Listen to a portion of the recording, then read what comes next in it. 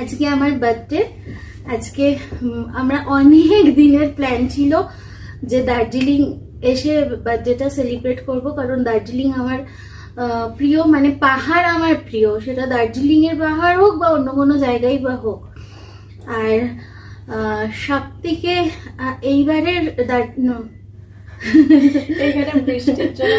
এখানে এখন প্রচুর বাইরে বৃষ্টি পড়ছে, মানে যেমন বৃষ্টি আমার প্রিয় তেমনি পাহাড় প্রিয়, আর প্রিয় হচ্ছে এই যে এই দুটো মানুষ।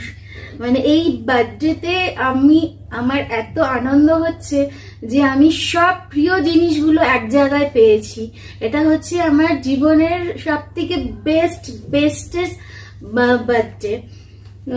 জানি না সামনের বছর আমার বার্থডেতে কোথায় থাকবো, আদৌ বেঁচে থাকবো কিনা, কিন্তু এই বছরটা সত্যি আমার ভীষণ ভীষণ আনন্দ হচ্ছে। মানে এতই আনন্দ হচ্ছে মাঝে মাঝে আমি কেঁদেও ফেলছি আনন্দে। এবার আমি কেক কাটবো। তোমাদের কি কিছু বলার আছে? আমাদের একটাই বক্তব্য, হ্যাপি বার্থডে সবারই।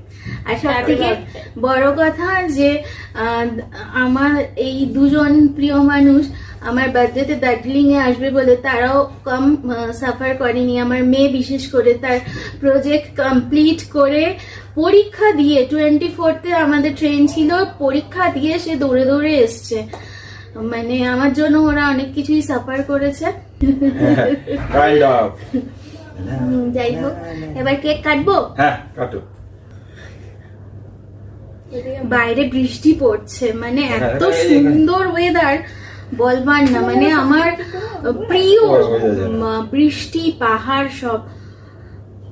এবছর আমার 47 হলো, অনেক বুড়ি হয়ে গেলাম। এবার আমি কেকটা কাটি।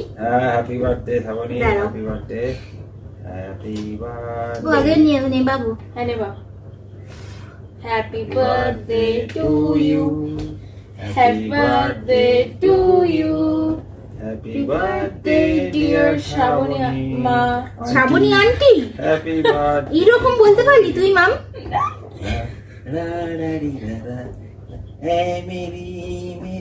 এ নাও, মেরি অনেক করেছো, খাও। আমাকে কেউ খাইয়ে দিল না, আমার হাতে যাচ্ছে না। অন্যান্য বার্থডেতে তো আমার বরকে আমি পাই না, এখানে আছে বলে, এখানে এসেছি বলে তো আমি আমার বরকে একটু পেলাম কেক কাটার সময়, নাহলে তো আমি আর আমার মেয়ে কেক কাটি। যাই হোক, তোমাকে খাওয়াতে হবে না।